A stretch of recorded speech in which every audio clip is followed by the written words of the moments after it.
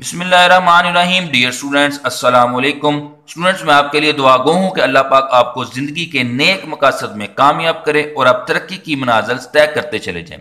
तो जी स्टूडेंट, हमारी important definitions की सीरीज चल रही है। उसके हवाले से आज मैं चैप्टर नंबर 3 और चैप्टर नंबर 4 की जो इंपॉर्टेंट डेफिनेशन हैं जो कि स्मार्ट सिलेबस के मुताबिक बनाई गई हैं वो हल करने वाला हूँ।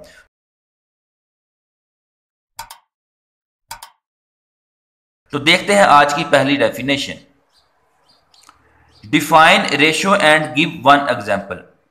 रेशियो की definition, a relation between two quantities, ये कीवर्ड है, टू क्वांटिटीज और इसके दरमियान relation of the same unit, ये भी एक कीवर्ड है, इज कॉल्ड अ रेशियो। अब इसको हम हल करते हैं। देखें, ये मैंने दो क्वांटिटीज ली हैं जिसमें एक 50 सेंटीमीटर है और एक 3 मीटर है। ये दो क्वांटिटीज तो है लेकिन यूनिट सेम नहीं है। तो सबसे पहले अगर आप इसको रेशियो बनाना चाहते हैं तो यूनिट सेम करना पड़ेगा। तो मीटर को 100 से मल्टीप्लाई करके 300 सेंटीमीटर। अब ये यूनिट सेम हो गए हैं, अब आप इसकी रेशियो बना सकते हैं। आगे एग्जाम्पल में कह रहा है, if A and B are two quantities of the same kind, बिल्कुल वही डेफिनेशन के मुताबिक होगी, and B is not zero, then the ratio of A and B is written as. तो तब आप उसको ए ओवर बी में या ए रेशियो बी लिख सकते हैं। कब? जब वो सेम काइंड की हो, एक कंडीशन, और दूसरी ये है कि b इज नॉट जीरो। क्योंकि अगर b जीरो हो जाए यानी कि नीचे वाली वैल्यू जीरो हो जाए, जैसे कि 50 डिवाइडेड बाय जीरो, तो वो मैथ एरर आ जाता है, इसलिए वो नीचे वाली वैल्यू जीरो नहीं होनी चाहिए।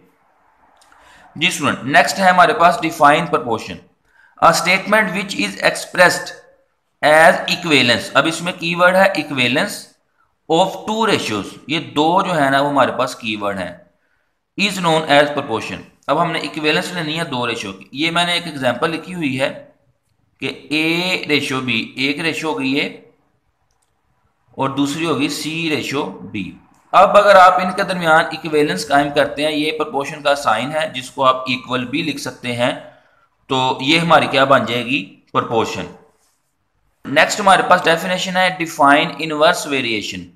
If two quantities are related in such a way that when one quantity increase the other decrease। अब ये आपने बात समझनी है, एक क्वांटिटी इंक्रीज हो रही है और दूसरी डिक्रीज हो रही है। इसको मैं एग्जांपल से समझाता हूं, आपको डेफिनेशन समझ आ जाएगी कि अगर आपने घर में वाइट वॉश करवाना है, रंग रोगन करवाना है, और वो आप एक मजदूर को लगाते हैं, ठीक है, तो वो 10 दिन लगाता है।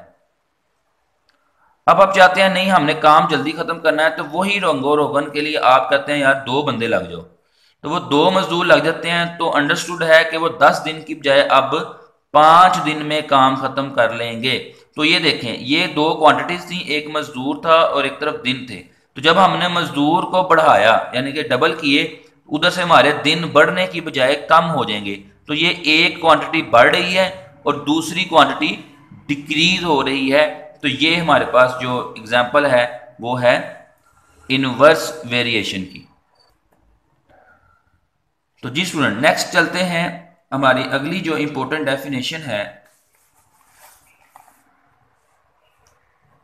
उसमें है, define a rational fraction as expression of the form.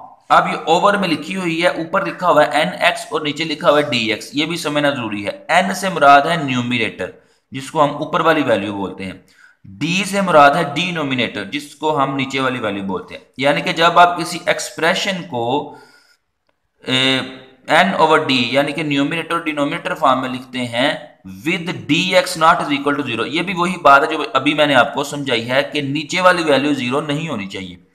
And nx and dx are polynomials in x with real coefficients। हाँ, अब रियल कोफिशिएंट्स का क्या मतलब है कि जैसे कि अगर इसमें वेरिएबल आया है x, तो इसका जो शुरू में कोफिशिएंट है वो रियल होना चाहिए, यानी कि 2, 3 या काउंटिंग में से कोई भी नंबर, पॉइंट वाला भी हो सकता है, माइनस वाला, इमेजिनरी ना हो, इयोटा ना हो।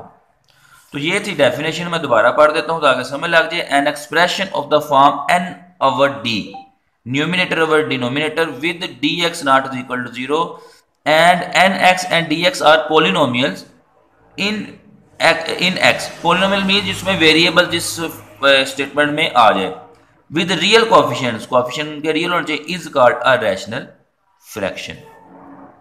जी स्टूडेंट, नेक्स्ट है हमारे पास what is an improper fraction.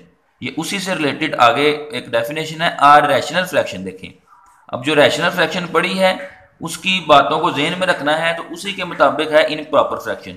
A rational fraction N X over D X with D X not is equal to zero. फिर वही बात, ये अब आपने ज़हन में रखनी है, ये क्यों not is equal to zero कहा जाता है हर दफा। Is called an improper fraction if, यहां से डेफिनेशन शुरू हो रही है, if degree of the polynomial N x is greater और equal to the degree of the polynomial D x. अब ये मैं आपको समझाता हूं, कह रहा है कि एन एक्स की जो डिग्री है वो या तो ग्रेटर हो या इक्वल हो डी एक्स की निस्बत। अब इसकी एग्जांपल आप देख लें, यहां मैं लिखता हूं 2x² प्लस 1 और नीचे लिखता हूं x माइनस 1। अब ये देखें, ऊपर जो एन एक्स है उसकी डिग्री है 2 और नीचे जो डी एक्स है उसकी डिग्री है 1, तो ये इम्प्रॉपर होगी। इसी तरह ऐसे भी हो सकता है कि x प्लस 1 और ओवर में आ जाए x माइनस 1।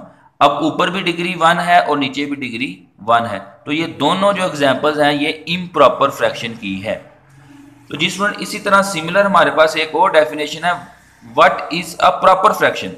तो सेम आप इसको करेंगे, a rational fraction N X over D X with D X is equal to not is equal to zero is called a proper fraction if, यहां से डेफिनेशन हुई, if degree of this polynomial N x is the numerator is less than the degree of the polynomial D X in denominator.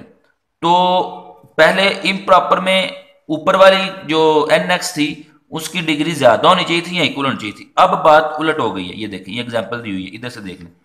ये एक example है, ऊपर degree नहीं है, 0 है, नीचे 1 है, तो इसका मतलब है डिनोमिनेटर में डिग्री ज्यादा है। इसी तरह हमारे पास अगली एग्जांपल है, इधर ऊपर डिग्री 1 है और नीचे डिग्री 2 है, तो ये कहलाती है प्रॉपर फ्रैक्शन।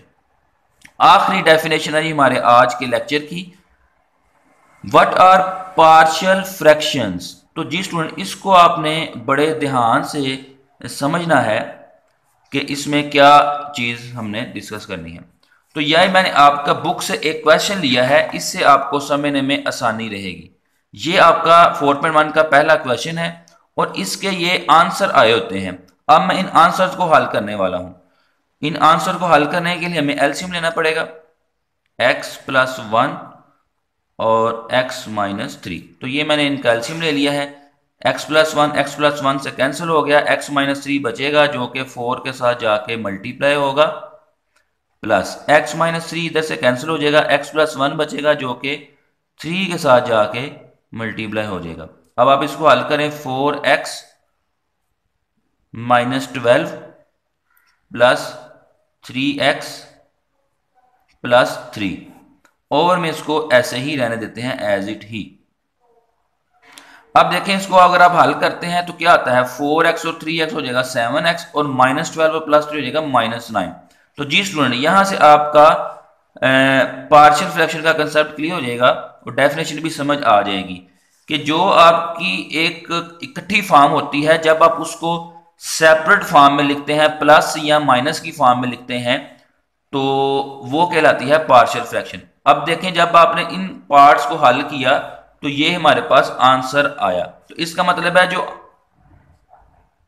फ्रैक्शंस का आंसर होता है उसको अगर हम दोबारा तोड़ दें तो वो क्या कहलाता है, पार्शियल फ्रैक्शन। अब आपने डेफिनेशन ध्यान से जरा सुननी है, फिर आपको समझ आ जाएगी। What are partial fraction, the set of fraction each of which is prefixed by a positive or negative number। ये देखें, ये जो हमारे पास सेट ऑफ फ्रैक्शंस हैं, ये देखें, ये सेट ऑफ फ्रैक्शन है, एक फ्रैक्शन ये है और एक फ्रैक्शन ये है। प्रीफिक्स का मतलब है कि इसके स्टार्ट में प्लस है, इसके स्टार्ट में भी प्लस है, तो वो कह रहा है माइनस भी हो सकता है प्लस भी हो सकता है। आगे जी, by a positive or negative sign, the sum of these fraction is known as a resultant fraction। ये देखें कि जब हमने इन फ्रैक्शंस के सेट्स का सम लिया, यानी कि इनको हल किया एलसीएम लेके, तो ये हमारे पास रिजल्टेंट जो है वो फ्रैक्शन आ चुकी है।